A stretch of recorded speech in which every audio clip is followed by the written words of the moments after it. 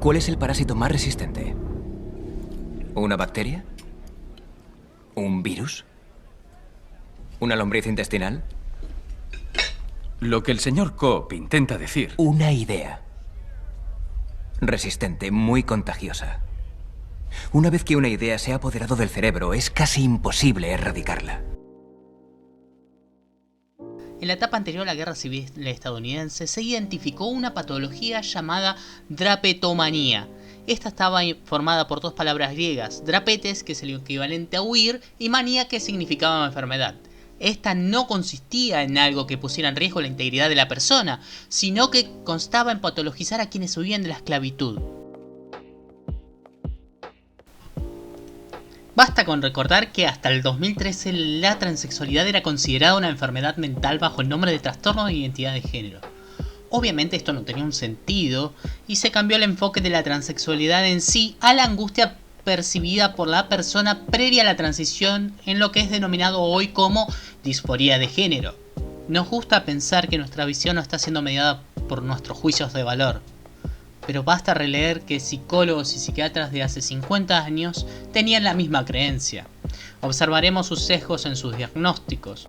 Estamos siendo mediados por la cultura en cada acto que realizamos y con las patologías que observamos algo semejante.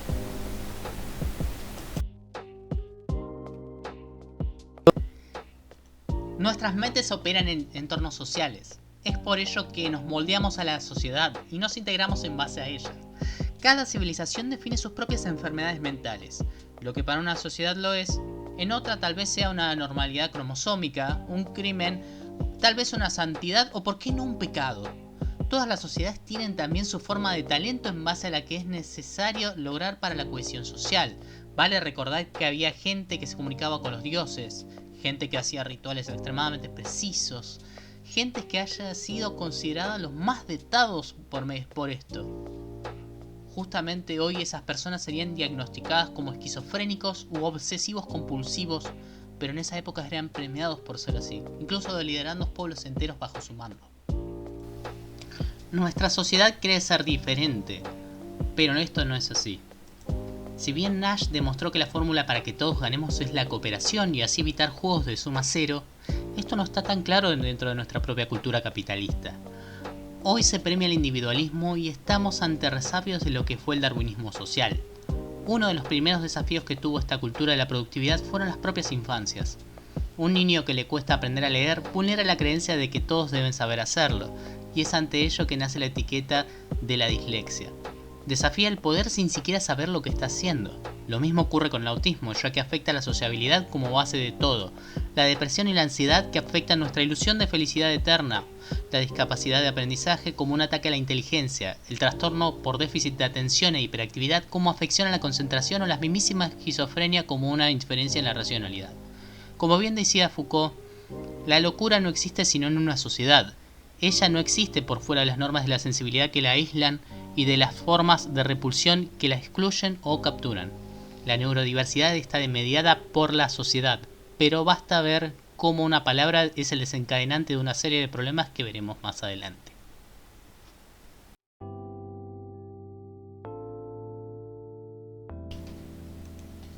Las palabras tienen mucho peso.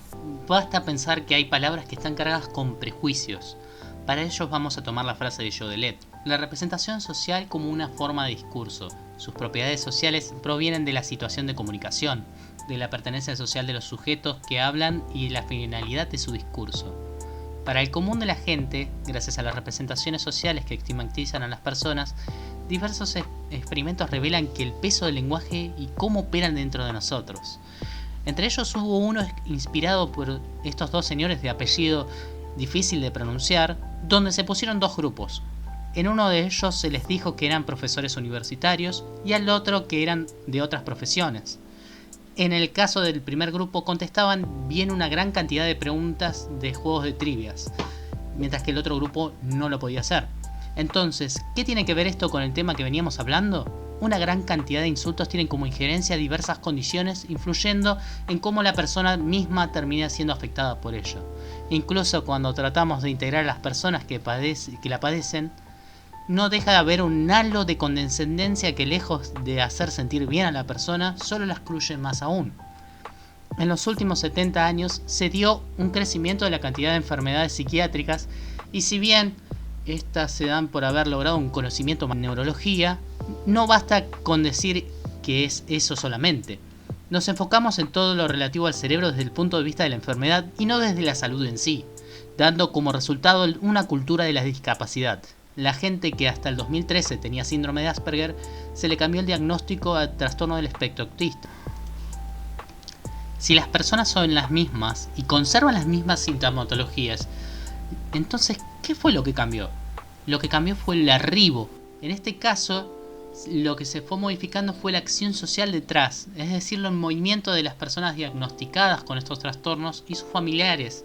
Lo que buscaban estas personas era quitarle el peso de la palabra discapacidad.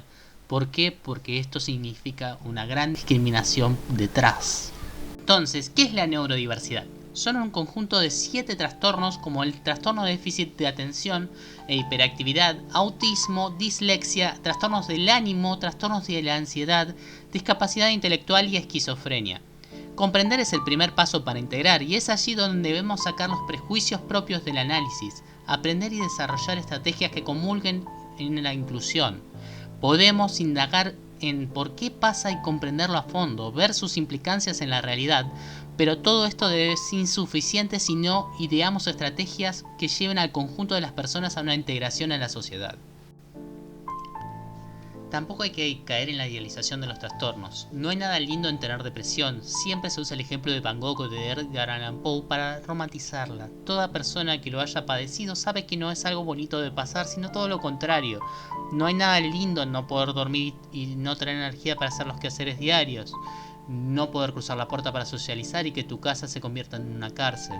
Una autopercepción que simplemente te va destruyendo hasta el punto de hacerte creer lo peor del universo y desear estar muerto. Nada enmascara el dolor de sufrirla. No hay soluciones mágicas. Proponer drogas para tratarla parece la solución para muchos, pero esto solo oculta la condición en sí. Obviamente la terapia viene de la mano, pero si un día te levantás sin energía para ir, la culpa que pesa en tus espaldas no hace más que crecer. Tenés miedo de enfrentarte al psicólogo creyendo que te va a estar juzgando con la misma vara que te juzgás a vos mismos y terminás por dejar de ir. Esto es la depresión hablando, la misma que es una pandemia silenciosa. No es contagiosa, pero aún así todo el mundo está en riesgo. La salida siempre va a ser social, un entorno que te apoye y sepa cómo dar, porque en esos días lo vas a necesitar.